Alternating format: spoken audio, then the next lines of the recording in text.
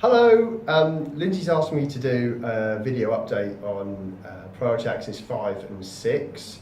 So I'm just going to run through those quickly. I'm John Osborne, I'm the SRO for priority axis 5 and 6.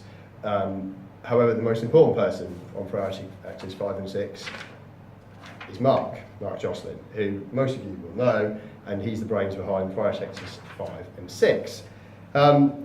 Both priority axes are quite small compared to some of the sort of more typical and usual priority axes that we do in ERDF, but they're also priority axes for those areas that want them. They really care about them. A lot of them lobbied to get them included in the operational programme when it was set up. So, although not big in terms of money, they're quite important in terms of what it means to some of the local partners involved.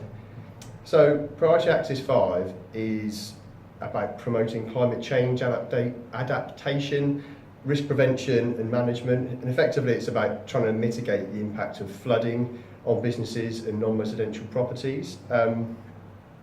This type of work, we're heavily reliant on the Environment Agency for this, which is great in some regards, but we've had issues with that in the past.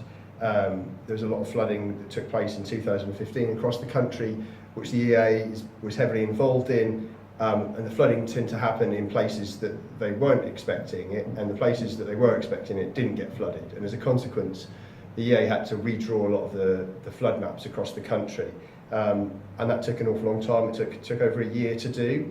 So that was completed earlier in the year, but it has meant that a lot of the work that we wanted to do on priority axis 5 has been delayed. As a consequence, we only have 3 live projects up and running across the country. All 3 are in the North East Yorkshire and Humber. But we do have a number of grant funding agreements being developed, and we've got a further number of projects at full application stage. So things are beginning to pick up, and we hope they continue to do so. That has had an impact on where we are with performance framework, which isn't, I think it's fair to say that we're probably an amber red risk in terms of hitting performance framework targets, but that's something we're trying to mitigate. Having the Environment Agency involved is great in some senses because it's a single delivery partner. They're used to working within the public sector context, but I think they also have a lot of pressures placed on them. They've got a big flooding programme to deliver in terms of residential homes.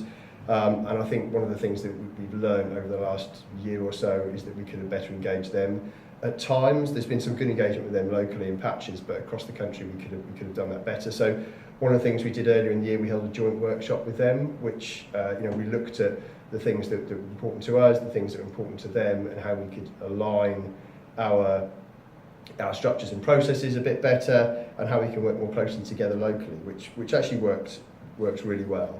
For priority axis 6, it's about, technically it's preserving and protecting the environment and promoting resource efficiency. £84.7 million has been allocated across 19 LEPs for priority axis 6. And this has also been quite a challenging priority axis, mainly because it overlaps with other funding streams. So IPF6 is the sort of thing that can be delivered in priority axis 3 and to some extent priority axis 4. So a lot of activity has been delivered in those priorities instead of IP6F.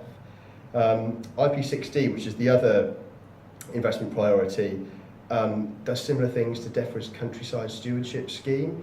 And because of fears over sort of double funding, the kind of demarcation system was put in place, which effectively means that we can't deliver PA6 anywhere that DEFRA can spend countryside stewardship funding, which has been really limiting in terms of where we can spend the money. Effectively, it's had a real impact on rural LEPs, and it's meant we can really only spend it in urban areas.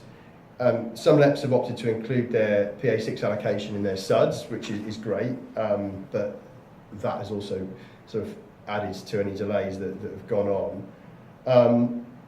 We are reviewing the pipeline for PA6, and less developed and more developed regions are in a slightly better place than transition regions, but still as with PA5, it's unlikely that we're going to hit the performance framework target, but we're doing everything we can. There are some really great people working across the country on PA5 and PA6, and you know, they deserve acknowledgement for that. They're doing some really great work, and it's difficult because the PA5 and 6 are two of the smaller priorities, and they don't tend to get the focus compared to others. And a special thanks should go to Mark, who is an absolute hero on Priority Axis 5 and 6 and 4, it should be said. So thanks, Mark. Cheers, mate. And yeah, there you go. There's your update on Priority Axis 5 and 6.